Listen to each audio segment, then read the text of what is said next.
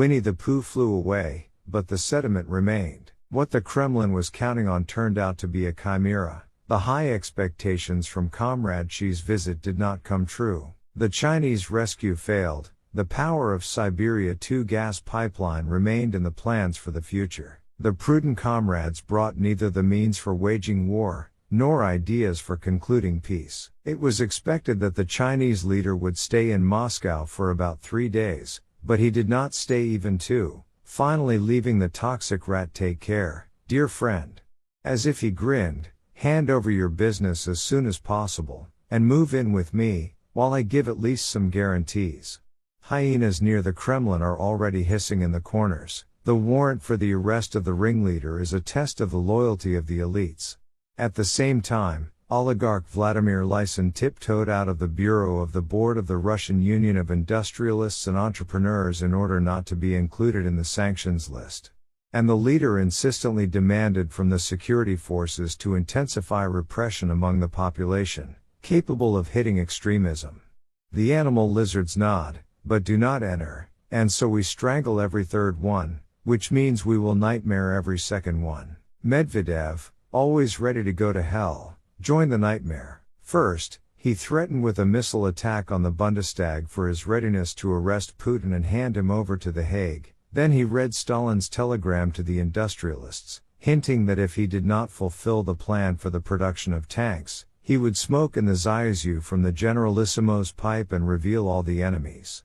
They listened, but for some reason they were not afraid, and all week Gherkin and Prigozhin held, each in his own dull register. The first predicted a nightmare from the upcoming offensive of the armed forces of Ukraine, the second tried to soften his protracted conflict with the Ministry of Defense.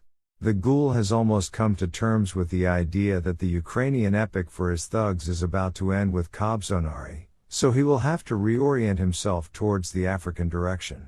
And on the lower floors of the collector, price nightmares reigned. According to the FOM, 47% of Russians polled are shocked by the monthly rise in prices for basic products, goods and services. 28% humbly believe that the growth is quite normal.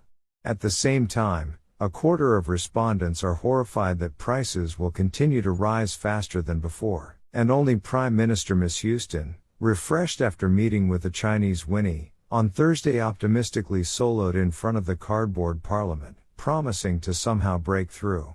Did the son of Governor USS manage to break out of Italy, from where he was supposed to be extradited to the United States? True, it looked like a behind-the-scenes exchange, when Michael Calvé and Philippe Delpale disappeared from Russia under mysterious circumstances just as abruptly. The lawyer confirmed that Calvé was already in the United States. For him, the cave nightmare was over. But for Putin, it is just beginning. His accomplice in the illegal deportation of Ukrainian children Lvova Belova has already turned on the fool and said that she does not understand the essence of the charges.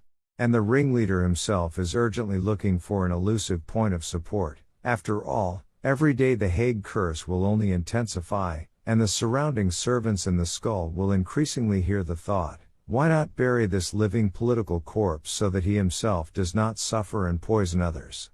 Brazil and South Africa have already said they will be forced to arrest Putin if he appears on their territory. But at the same time, South Africa, as if nothing had happened, invites a criminal to the August BRICS summit. Peskov, swimming in cognitive dissonance, blurted out that a decision on Putin's visit to this summit had not yet been made. It is unlikely that the bunker will risk going there, even if he lives. Zaluzny's advisor Dan Rice announces a powerful counteroffensive that will shock the whole world. So the main nightmare for the Rashists and their bald commander is yet to come. By the way, Slovakia has already handed over the first 4 MiG-29s to Ukraine. The rest of the aircraft will be handed over in the coming weeks. And the Czech Republic has extended the ban on issuing visas and long-term residence permits for citizens of Russia and Belarus until March 31, 2024.